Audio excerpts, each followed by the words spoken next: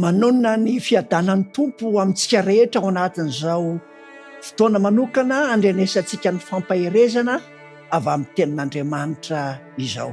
Andehantsika hangataka ny fanahy masina amin'ny alalan'ny vavaka mba azahoantsika mandray izany. Andriamanitra be fitiavana sy tsara indrindra ny an-danitro, ankehitriny izay dia mangataka ny fanatrehanao, ny fitoeran'ny fanahinao masina ho aminay, azahoanay mandray ny fampaherezana eo anatrehan'ny fiainana izay mavesatra sy sarotra izao. Ankehitriny Tompo malalo dia sitraka indrindra ny andreny feonao, handray ny teninao, kaoka ny fanahinao masina hiasa aminay amin'ny fahafenony mba azahoanay mandray sy mahafantatra ny sitraponao eo amin'ny fiainanay. Ny anaran-tsoinao Jesosy Kristy Tompo no hanonana ny vavaka. Amen.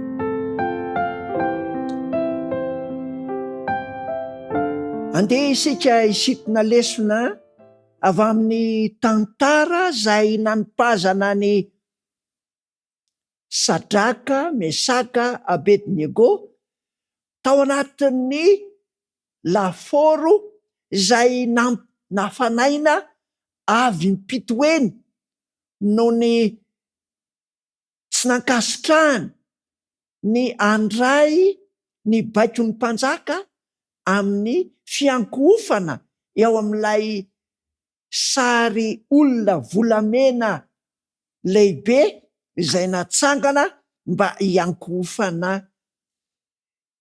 Dia tao anatin'izany dia ilay fanambarana nataony Nebokadnezara mpanjaka teo anatrehan'izany fanipazana azy izany, kanefa tsy mahay no fototra iorenan'izao fampaherezana izao. Daniela 7:5-20. Ary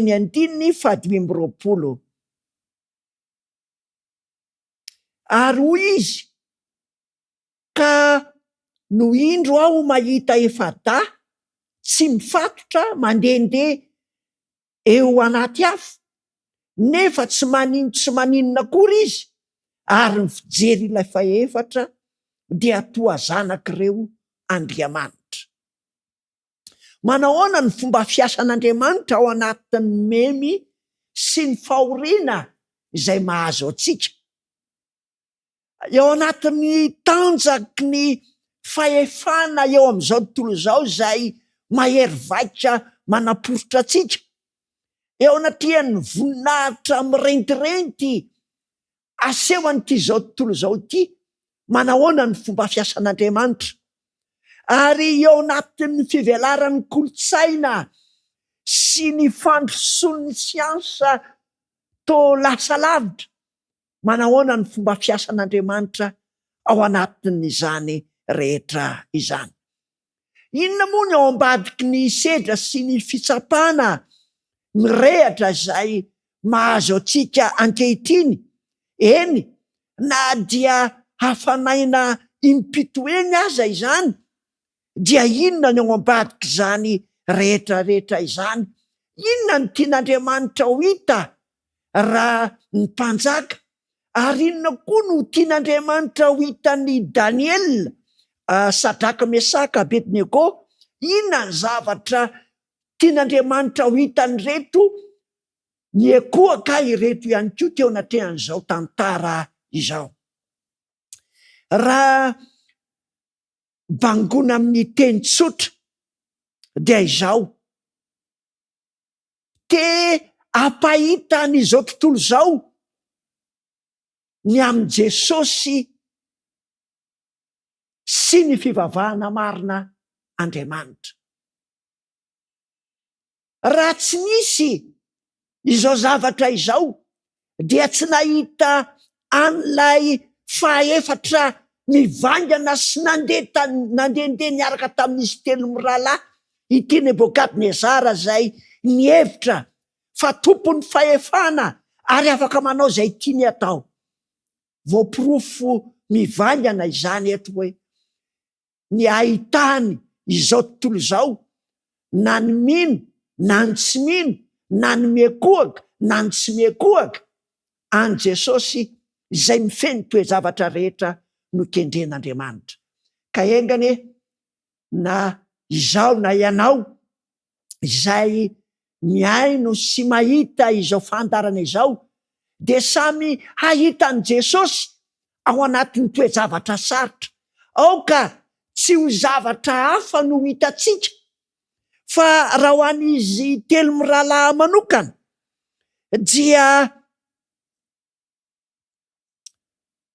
ny asa fanamafisana ny finoany, ny famoahana didy atonga azy ho atsipy ao anaty afo, ary vao mainka natonga azy hafana amin'ny fiankohofana lay fanafanana impitoeny, ary dia natonga azy hiteny tamin'ny fahendrena manao hoe ry Nebokadnezara mpanjako, tsy misy antony tokony hamaliana ianao ny amin'izany zavatra izany.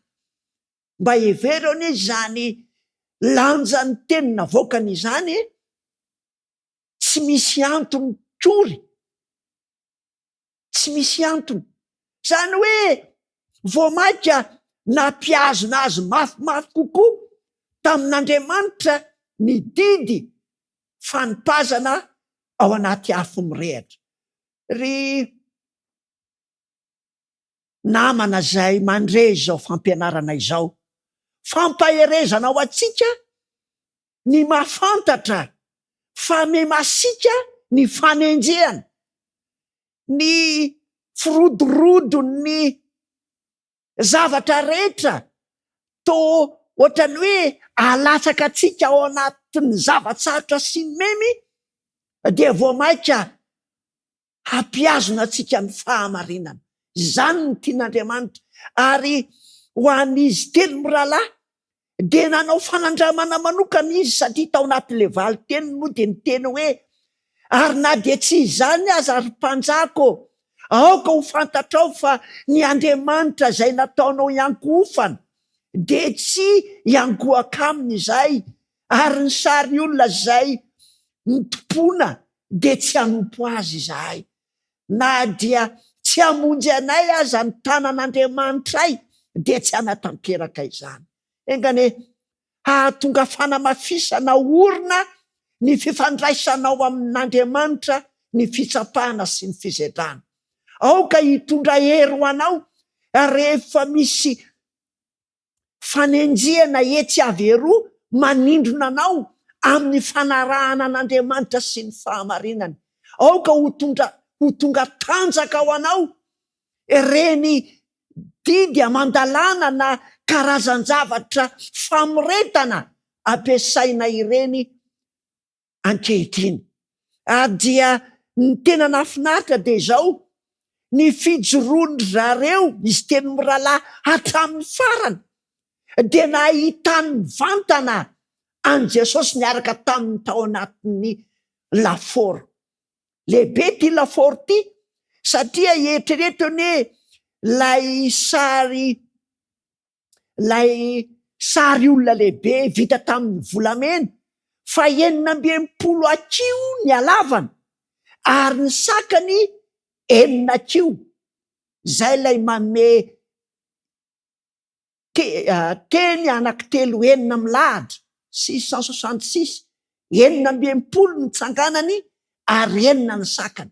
Tao anatin' izany laforo nanaovana an'io lasitra io, tao izy ny natsipy, ka ndraindraiky io tsika matahotra, fa rehefa ao amintsika ny finoana dia vonona hitantana ny fiainantsika ao anatin'ny memy Kristy. Ary raha nataony tamin'ny Sadraka, Mesaka, Abednego zany, dia mbola hay no atao anao koa amin'izao fotoana izao. Fa na iza hanipy de tadidio rehefa manana an Kristy. Reny manipy reny no levon'ny afo, reny toe-javatra ireny no lasa lavelona. Fa ianao kosa dia ahita mivantana an Kristy ao anatin'izany. engany ianao hahatsapa, tsy hoe hahatsapa fotsiny na hahita fotsiny, fa Jesosy mihitsiny no hisakambona anao, anome hery anao ao anatin'ny laforo. Ho an'ny Nebokadnezara mpanjaka kosa de izao ny voalaza eo amin'ny 420 dia talaonjona Nebokadnezara mpanjaka ary nitsangana faingana izy ka niteny tamin'ny mpanolotsainy hoe moa tsy telo lahy mifatotra va no natsipitsika atao anaty afo? De namaly ny mpanjaka ireo ka nanao hoe marina izany ry mpanjako. Ny zavatra nataon'Andriamanitra ho any ity dia izao: nataon'Andriamanitra ho fitalanjonan'ny Nebokadnezara mpanjaka izy telo mirahalahy. Engane ianao koa ho ampiasain'Andriamanitra, ary anaiky ho ampiasain'Andriamanitra ho fitalanjonany ireo mbola tsy nanaiky ny filazantsara ny Jesosy Kristy. Ny zavatra faharoa tsapa tao amin'ny Nebokadnezara dia nampiala azy teo amin'ny seza fiandrianany ny nahitany an'ireo efatra nandehandeha tao anaty afo ry havana. Misy miala eo amin'ny seza fiandrianany fiainana arak'izao tontolo zao koa ny fahitananao mijoro ho an'i Kristy. Ny seza fiandrianana izay mipetrahany eto dia natonga azy hiala am'izany. Engane ho be ny ala eo amin'ny fiainana arak'izao tontolo zao noho ny fahitananao ny fikitra amin'i Kristy. Ny zavatra manaraka koa tsapa tao amin'ny Nebokadnezara mpanjaka dia ny namoahany didy fa na iza manao fitenenandratsy sy tsy manaiky ny Andriamanitra izy telo mirahalahy reto dia atao trano fivoahana ny tranony, nakany amin'ny fanekenany maha-Andriamanitra n'Andriamanitra ny asa zay nataony Sadraka, Mesaka sy Abednego. Engane ianao ihany koa dia ho fiesana eo am-pelatanan'ny fiarahamonina mba handrotana avo ny voninahitr'Andriamanitra ary ahatonga ny toerana sy ny faritra iasanao hiankohaka amin'Andriamanitra tanteraka. Lay Andriamanitra izay niasa tao amin'ny Sadraka, Mesaka, Abednego de mbola Andriamanitra miasa aminao ihany koa ankehitriny ary ahatonga anao ho mpandresy. Andriamanitra ne hita anao manokana mba handresenao tahaka n'izy telo mirahalahy ireto. Ny tompony hita izany teny izany. Amen. Ivavaka isika. Misaotra anao izahay Andriamanitra fa na dia masika tahaka ny liona mierina aza ny fahavalo, ary na dia vonona hamono sy hafaty anay aza ny etraketraky ny faharatsiana, ary na dia mamay sy mangotraka aza ny memy fitsapana, dia fantatray fa miaro sy akaiky ny vahoakanao ianao. Ko ankehitriny Andriamanitra dia aoka hifahatra ao aminao ny finoanay, hiazona mafy ny fahatsaranao ny tananay, ary tsy hiozongozona ny tongotray fa hitoetra mafy eo aminao Jesosy eo. Ampio izahay ka ny fananao masina no onona ty anatinay azahoanay mijoro eo anatrehan'izao fiainana izao. Tompo malalo, tezao, kolokoloy mba ho mpanomponao mahatoky izahay na inona sedra misy eto amin'izao fiainana izao. Ny anaran'ny tsonao Jesosy Kristy, lay mahefa ny zavatra rehetra no hany no nanandro vavaka. Amen.